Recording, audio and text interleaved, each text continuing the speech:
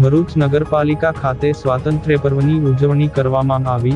વિવિધ ગોઓને પ્રશસ્તિપત્ર આપી કરાયા સન્માનિત. ભરૂચ નગરપાલિકા ખાતે 78માંગ સ્વાતંત્ર્ય પર્વની ઉત્સાહભેર ઉજવણી કરવામાં આવી.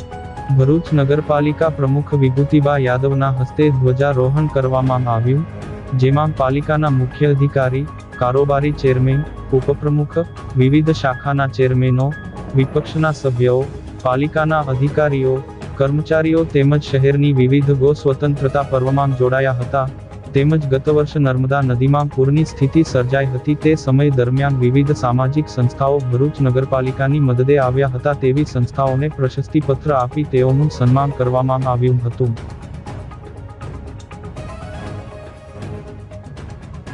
ભારતનો 28મો સ્વાતંત્ર્ય દિવસની ઉજવણી જ્યારે કરવા જઈ રહ્યા છે ત્યારે તમામ વ્યક્તિઓ અને સાચા દેશભક્તો માટે સ્વતંત્રતા દિવસ ખૂબ મહત્વનો ગણવામાં આવે છે.